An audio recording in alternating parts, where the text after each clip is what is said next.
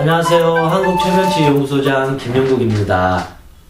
저는 어릴 때부터 누군가가 인생에 대해서 좀 알려주길 바랬어요. 그렇다고 뭐 거창한 건 아닌데 어떤 삶이 좀 행복한 것이고, 그리고 친구들 관계 속에서 어떻게 하는 게 어떤 좋은 모습이고, 마음이 화가 나고 우울하고 죽고 싶을 때 그때 어떻게 내 마음을 또 다스려야 되는지, 어릴 때는 항상 마음이 불안해가지고 작은 실수에도 공포심을 느꼈는데 이런 마음을 어떻게 또 내려놔야 되는지, 인간관계는 어떻게 해야 되는지, 행복하기 위해서 나는 어떤 인생을 준비해야 되고 어떻게 살아야 되는 것인지, 실수와 실패를 맞이했을 때 나는 어떻게 대처해야 되는지, 어떻게 해야만이 사람들한테 사랑을 받을 수 있는지, 그리고 어떻게 해야만이 내 자신을 온전히 사랑할 수 있는 것인지, 나는 도대체 무엇을 좋아하는 것인지, 왜 저 사람들은 저렇게 생각하지? 왜 내 생각과 저 사람들은 또 다르지?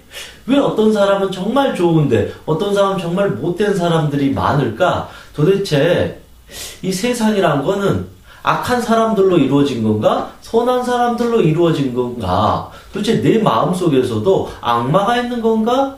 천사가 있는 건가? 이런 여러 가지 저는 삶에 궁금증들이 있었던 것 같습니다. 그런데 제 주변 사람들은 그런 부분에 대해서 저에게 그렇게 알려주지를 못했습니다. 나름 어릴 때 이것저것 막 찾고 애쓰고 이렇게 방황을 하면서 지금까지 이렇게 살아왔습니다. 얼마 길지 않은 삶을 살았지만 저는 정말로 사고도 많이 치고 실수도 많이 하고 실패도 많이 하고 남들이 하지 말라는 거 기어이 했다가 고통을 당하기까지 할 정도로 다양한 인생의 어떤 경험을 쌓았습니다. 그리고 또 하나는 10년 동안 엄청나게 마음적으로 몸적으로 힘든 사람을 매일 만나서 상담하고 수많은 사람들과 소통하고 그들의 아픔을 계속 듣다 보니까 제가 알고 있었던 진실이 어쩔 때는 이게 가짜였구나, 내가 잘못 알았구나, 책에서 본 것과 실제 심리는 다르구나, 나는 이게 가짜고 잘못됐다고 생각했는데 더 깊이 들여다보니까 오히려 이게 더 중요하고 대단한 거였구나, 내가 진짜로 생각했던 게 가짜가 되고 가짜라고 생각했던 게 때로는 진짜가 될 정도로 저 역시도 많은 것을 배우면서 여기까지 오게 되었습니다. 물론 제가 지금 배우고 경험한 것이 결코 진리나 정답은 아니지만 제 나름대로 제가 살면서 배웠던, 경험했던 20가지 사실과 착각들에 대해서 한번 이야기를 나눠보고자 합니다. 총 20가지입니다. 첫 번째, 내 생각처럼 다른 사람도 똑같이 생각하리라고 나는 믿었다. 여러분도 그렇지 않나요? 이것은 가장 큰 착각이다. 이 말에는 다른 사람이 내 생각대로 따라주기를 바라는 이기적인 마음이 숨어있다. 저도 예전에 그랬던 것 같아요. 내가 착한 마음으로 대하면 모든 사람이 나에게 착한 마음으로 대할 거라고 생각했던 거죠. 내가 친구가 이렇게 힘들다 그러니까 그냥 1, 200 그냥 기분 좋게 빌려줬는데 저는 갚을 거라고 생각했는데 거의 이제 한 10명 중에 한두 명 정도 갖고 나머지 8명은 제 눈앞에서 사라져버리는 것처럼, 내가 생각한 것과 저 사람의 생각은 당연히 다른데 내 입장에서는 내 생각과 저 사람의 생각이 같다고 착각하면서 살아왔던 거죠. 이 말에는 어떤 게 있냐면, 첫 번째는 이기적인 내 마음이 들어가 있어요. 내 생각과 너의 생각이 같다라는 것은 너가 내 생각대로 따라주기를 바란다. 내가 너를 좋아하면 너도 나를 좋아해야 돼. 이런 거죠.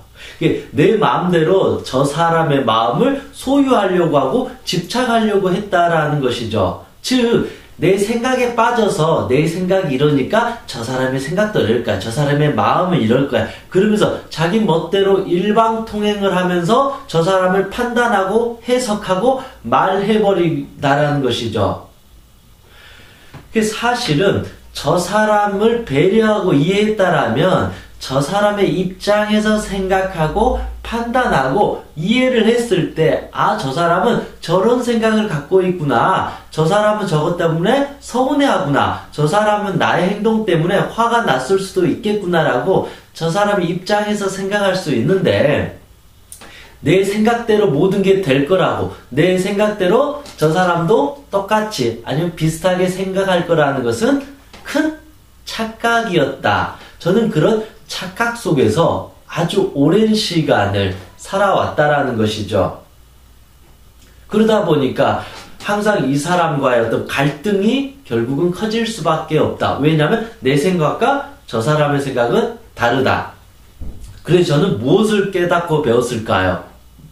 내 생각과 저 사람의 생각은 다르다는 것을 이제는 인정해주고 존중해줘야 되겠다. 그래야만이 저 사람은 잘못됐어. 내 생각과 다르니까 너는 나하고 싸워야 될 적대의 세력이야. 너는 악의 축이야. 넌 나쁜 인간이야. 넌 못된 인간이야. 라고 된다라는 거죠. 왜냐하면 내 생각이라는 이 틀이 있어버리면 내 생각과 다르면 모든 게 나쁜 것으로, 잘못된 것으로 간주가 되어버리기 때문에 저 사람을 왜곡하면서 나쁜 사람으로 우리가 판단하게 된다. 결국 그렇게 되면 서로 계속 싸우게 되고 나는 저 사람을 오해하게 되죠. 미워하게 되죠. 그러면 저 사람 입장에서도 내가 좋을 수는 없다.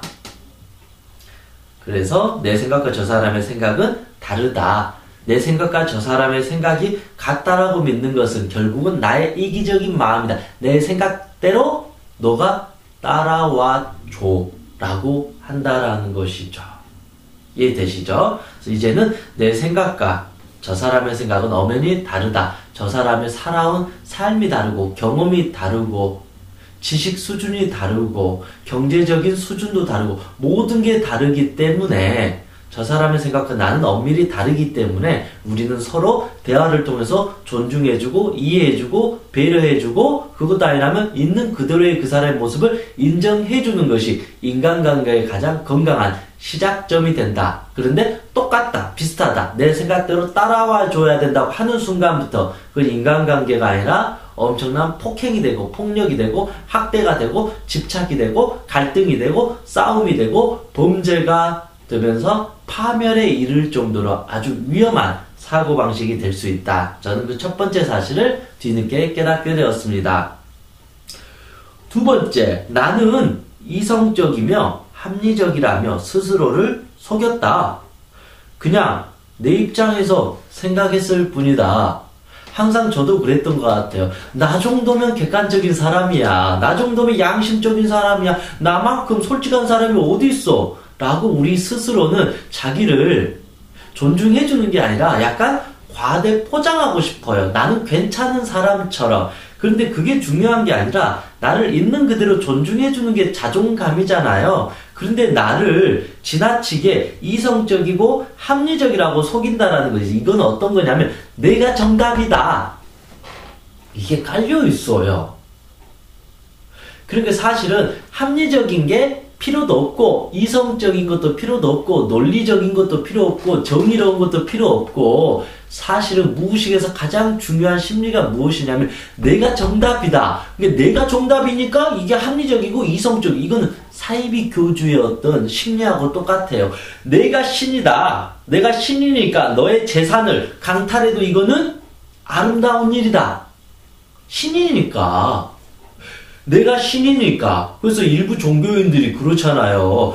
그 성적인 어떤 성추행이나 성폭행을 해도 내가 신이니까 나와 그런 관계를 하게 되면 너희는 축복을 얻는다라는 이런 어떤 잘못된 어떤 진리가 이게 투사가 돼버린다라는 것이죠. 그래서 아주 위험하다라는 것이죠. 자기에 대해서 단점을 정확하게 이해하고 인정해야 되는데 내가 진리고 내가 정답이라는 이 신념은 모든 것을 또 결국은 나쁜 것으로 간주하게 된다. 그러다 보니까 내가 진리니까 내가 생각하는 건 다 합리적이고 양심적이고 도덕적이고 어떤 이 규범에 어긋나지 않아요. 아무리 나쁜 짓을 하고 나쁜 행동을 하더라도 나는 합리적이야. 아니면 나는 그럴 수밖에 없었어. 내 입장에서 너한테 그렇게 할 수 있었던 거는 최선을 다한 거야. 나를 이해해줘. 오히려 나쁜 짓을 하고 저 사람을 괴롭히고 학대해놓고서는 내가 그럴 수밖에 없었던 자기의 합리성, 자기를 핑계를 계속 대간다라는 것이죠. 그것은 한 개인에게 있어서 아주 위험한 게 되고 결국은 다른 사람을 어떤 괴롭히는 아주 위험한 또 다른 수단이 됩니다. 나는 이성적이고 합리적인 걸 떠나서 일단 내가 생각하는 게 모두 진리다, 진짜다, 내가 정답이라는 이 착각을 여러분 이제 버리셔야 됩니다. 내가 진리고 내가 정답이라는 생각을 갖는 순간 우리는 아주 위험한 착각과 망상에 빠져들게 됩니다. 굳이 내가 진리고 내 말이 진짜라고 할 수 있는 것은 우리가 알고 있는 성인의 반열에 들었을 때 내가 말하는 것은 모두 진리고 완벽하다라고 말할 수 있지. 하물며 우리가 100년도 살지 않는 우리 인간이 이런 욕구에 우리가 쉽게 빠져드는 우리 인간이 우리가 내가 진리고 내가 생각하는 게 정답이라고 말하는 것은 아주 위험하다. 그래서 내가 어떤 나쁜 짓을 해도 괜찮다라는 어떤 악의 씨앗이 되는 어떤 시작점이라고 볼 수가 있습니다. 그래서 결국은 내 삶도 결국은 망가지게 됩니다. 왜냐하면 나는 진리가 아니기 때문에요.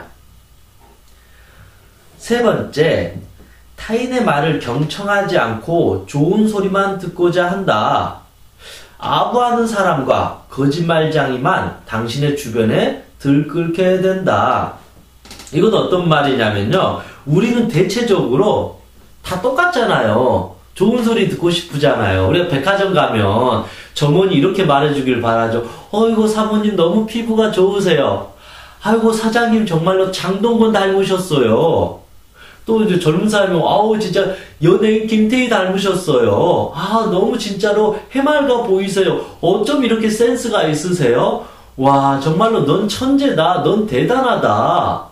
와 사장님은 뭘 해도 잘 되실 것 같아요. 아 사장님 너무 기품이 있어요. 이런 식으로 물론 칭찬을 하는 거면 아주 좋은 건데 우리 인간은 대체적으로 있는 그대로의 사실을 듣기보다는 자기에게 좋은 소리를 하는 것만 듣고자 한다라는 것이죠.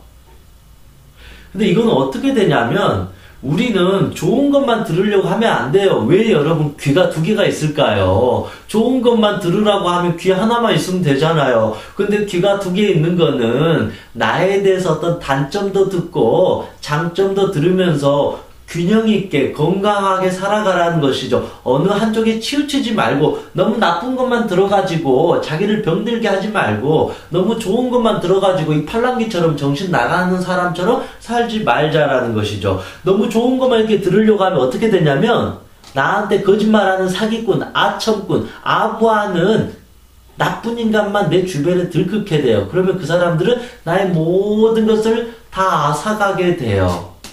아니면 나에 대해서 나쁘게만 말하는 인간들은 나를 존중해 주는 게 아니라 자꾸 나를 파괴하고 나를 짓밟게 되는 것이죠. 나를 무시하게 되는 것이죠. 존중하지 않는 것이죠. 그래서 물론 우리는 자기에 대해서 나쁘게 하는 것은 우리는 너무 또 피하려고 해요. 누군가가 나에 대해서 나쁘게 아니면 지적해 준 거에 대해서는 그게 이성적으로 도움이 된다라면 들을 줄 알아야 된다. 이게 첫 번째고 너무 누군가가 나에게 달콤하게 많은 말을 해주면 이것을 가려들어야 된다. 제가 그랬던 것 같아요. 예전에는 누가 칭찬해주고 그러면 고지고대로 아우 좋아가지고 막 날뛰는 거예요. 감사합니다. 충성을 다하겠습니다. 정말로 저를 이렇게 칭찬해주고 존중해주셔서 감사합니다. 막 속으로 이렇게 막 벌렁벌렁 하는 거죠. 좋아가지고. 근데 돌이켜보니까 제가 이걸 깨달았어요.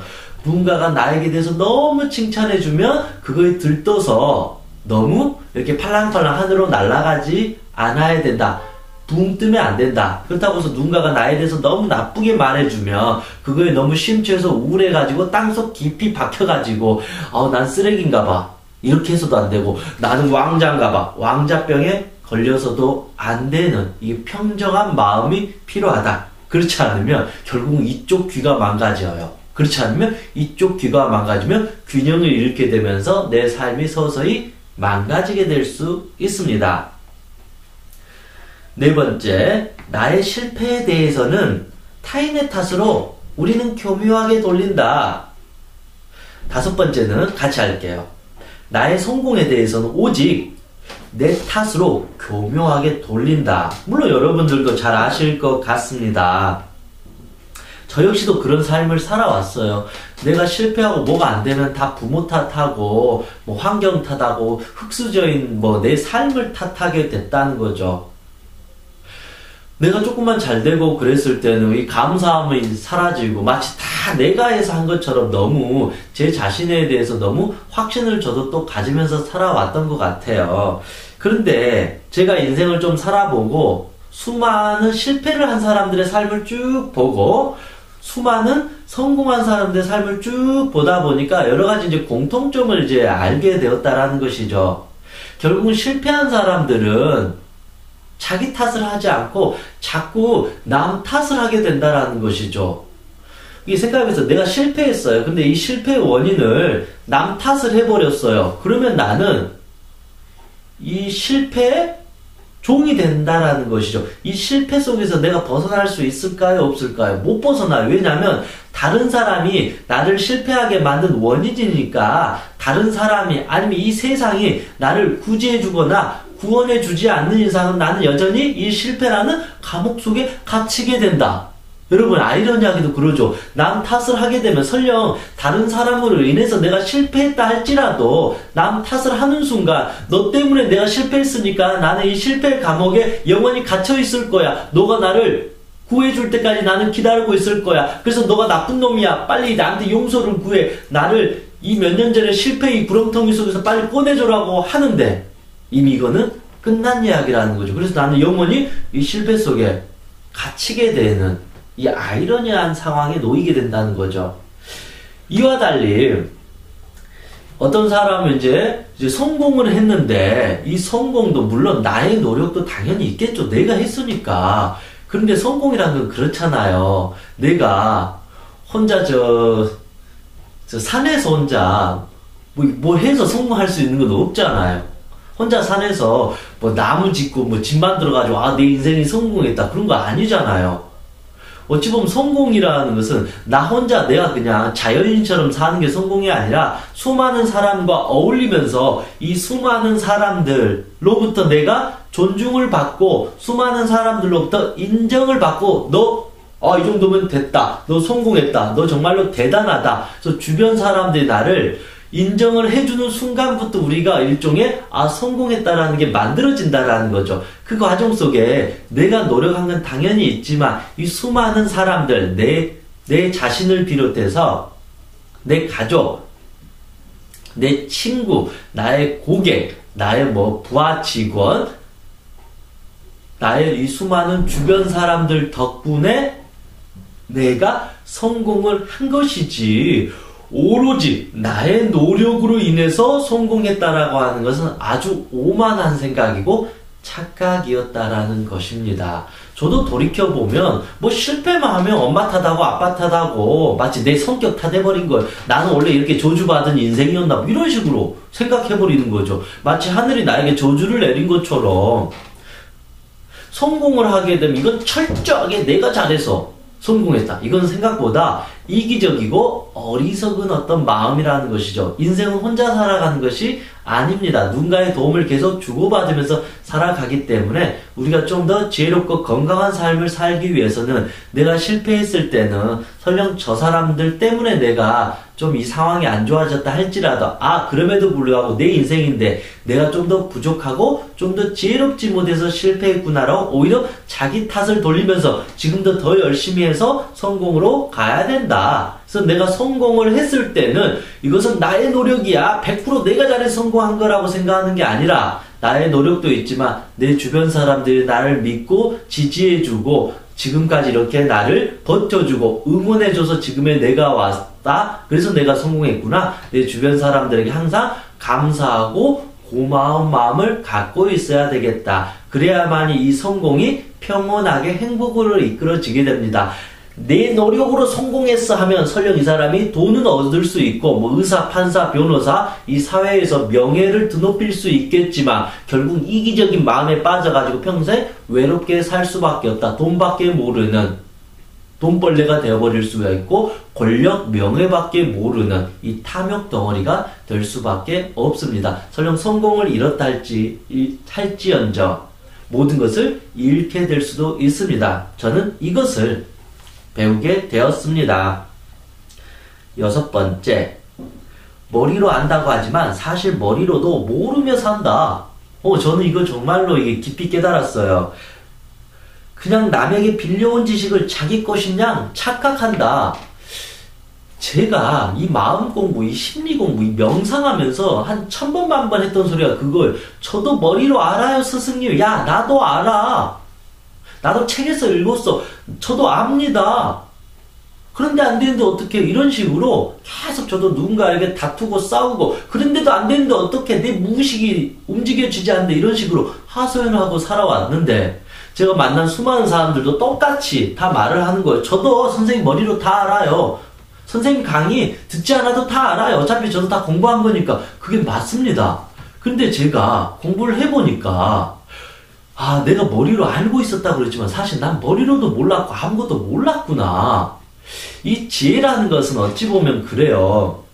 우리가 알았다고 말하는 건 기본적으로 그냥 남한테 빌려온 지혜예요. 남한테 빌려온 지식일 뿐이에요. 그냥 남들이 말하니까 자기 것도 아니고 소화도 못 시키고 그냥 귀로 들어가지고 이거 이렇게 하고 나도 이제 알았다라고 생각하는데 그건 안 게 아니라는 것이죠.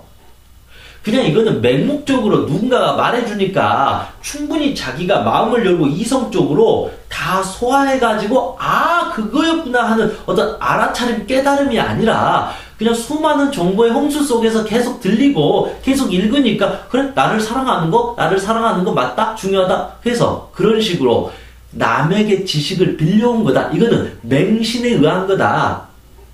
마치 사이비 교주가 이렇게 지시하면 그거를 그냥 귀로 들어가지고 자기가 깨달은 것처럼 착각할 수가 있다. 그것을 빌려온 지혜라고 합니다. 그 빌려온 지혜는 아무런 의미가 별로 없습니다. 다음 단계로 나아가야 됩니다. 두 번째가 무엇이냐면 자기가 머리로 아는 지혜. 충분히 공부를 하고 머리를 써서 이치적으로 자기가 파악을 해서 그래서 그렇게 되었구나 라고 완벽하게 머리로 깨달아야 돼요. 더 이상 이 개념에 대해서 의문점이 없어야 된다는 것이죠. 예를 들면 자기 사랑이라는 것을 우리가 빌려와서 알긴 하는데 자기 사랑이 나에게는 이렇게 해주는 게 진짜 자기 사랑. 그래서 자기 사랑이 그렇게 중요하구나. 그래서 청명이라는 사람이 시도 때도 없이 자기 사랑이라는 걸 그래서 말했구나. 이 자기 사랑이라는 건 그만큼 중요하구나라고 완벽하게 머리에서 깨닫게 되는 순간부터 내가 나를 어떻게 사랑해야 될지가 쫙 펼쳐진다는 거죠.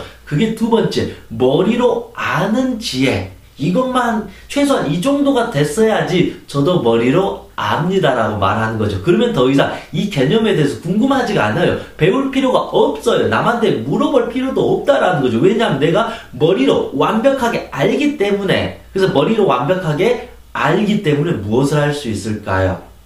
그때부터 가슴까지 내려갈 수 있어요. 행동할 수 있고 실천할 수 있고 경험할 수 있다.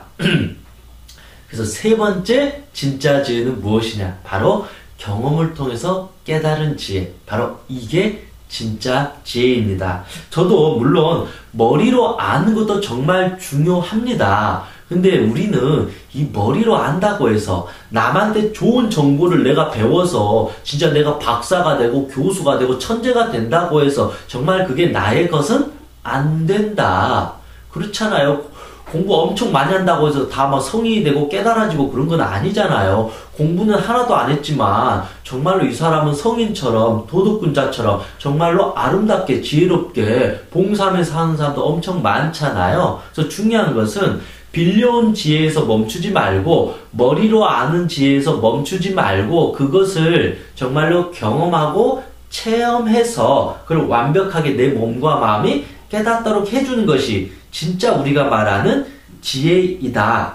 그냥 남에게 빌려온 지식을 마치 자기 거있냐 거짓말하면 안 된다. 이해되시죠? 내가 충분히 곱씹고 깨닫고 알았을 때 머리로 안다라고 최소한 표현해야지 그냥 강의 듣고 책 읽고 해서 저도 알았다라고 하는 것은 위험하다. 이거 왜 그러냐면 제가 그동안 이렇게 생각을 했는데 10년 정도 이런 공부를 좀 파면서 하다 보니까 저는 아직도 사실 머리로도 좀 반의 반도 솔직히 모르는 것 같습니다. 이건 제가 겸손한 게 아니라 정말로 모릅니다. 그만큼 공부하고 배울 것도 많기 때문에 저도 이제 머리로 알아요. 저도 다 알아요. 라고 하는 말은 되도록 좀 자제해 줬으면 좋을 것 같습니다. 정말로 공부를 계속 하다 보면 충분히 우리는 더 공부하고 더 알고 배우고 더 깨닫고 경험해야 될 거는 어마어마하게 많기 때문에 자기 자신을 좀 더 겸손하게 하면서 더 머리로도 배우고 더 경험하면서 더 지혜를 쌓아가는 어떤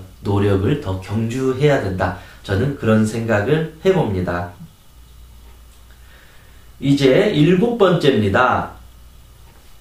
나쁜 습관을 고치고 싶다고 하지만 사실 고치기 싫다. 나쁜 습관이 나를 병들게 할 때 생각이 달라진다. 저라는 사람도 나쁜 습관이 아주 많은 사람입니다. 문제투성인 거죠. 그러니까 제가 또 어찌 보면 이런 일을 하고 있을지도 몰라요. 제가 평범하게, 건강하게, 보통 사람처럼 살았으면 이런 거에 관심 가질 필요도 없죠. 근데 제 삶이 너무 불안하고 힘들고 그러다 보니까 나쁜 습관들도 너무 많이 생겼던 거죠. 예를 들자면, 제가 한때 알코올 중독에 빠졌어요. 제가 한때 그 흡연 중독자였어요. 술, 담배를 완전히 미칠 정도로 좋아했죠. 그리고 예전엔 제가 9시, 10시에 일어났어요. 아침 일찍 못 일어나요. 게으름을 폈어요. 옛날에는 제가 한때는 운동선수로서 운동을 열심히 했는데 20대 후반이 되면서부터 게을러져가지고 운동도 하지 않고 나태해지고 살만 쪄버리는 그런 모습들, 그런 나쁜 습관들이 아주 많이 있었던 거죠. 정리정돈도 하지 않고 계획적이지 않는 삶을 살았던 거죠. 간단히 보면 제가 술과 담배를 그렇게 좋아했을 때 말은 아이고 나 술 끊어야 되는데, 나 담배 끊어야 되는데, 나 아침에 일찍 일어나야 되는데, 지금 내가 이럴 정신이 있나? 나 지금 열심히 살아야 되고 성공해야 되는데, 술, 담배 때문에 몸이 망가진데, 말은 그렇게 엄청나게 청산유수처럼 발발발발 말을 하는데, 실제 술은 매일 먹고 담배는 매일 피면서 하고 있는 제 자신을 제가 결국은 돌이켜봤어요. 결국은 술, 담배를 끊고 나서 제 삶을 돌이켜보니까 저는 이런 결론을 내렸습니다. 내가 나쁜 습관을 끊지 않았던 거는 물론 여러 가지 요인도 있고 원인도 있겠지만 결국은 그 습관을 고치기 싫은 겁니다. 술을 먹고 싶은 거예요. 담배를 피고 싶은 거예요. 늦게 일어나고 싶은 거예요. 그냥 청소하기 싫은 거예요. 그냥 운동하기 싫은 거예요. 사실은요. 내가 그렇게 하기 싫으니까 계속 그렇게 하고 있다라는 것이죠. 이게 나쁘다는 건 알지만 실제 내 어떤 전체적인 마음은 그 나쁜 습관을 고치기 싫기 때문에 그거를 멈추지 사실은 못하는 것입니다. 진짜 그거를 고치고 싶다라면 그렇게 나쁜 습관을 1년, 2년, 10년 죽을 때까지 몸이 병들어 가는데도 술 먹고 담배 피고 운동하지 않고 게으르게 살지 않는다. 근데 우리는 어떨 때 그 나쁜 습관이 달라지느냐? 나쁜 습관이 나를 병들게 할 때 그때 이제 깨달아요. 아, 이게 잘못됐구나라고.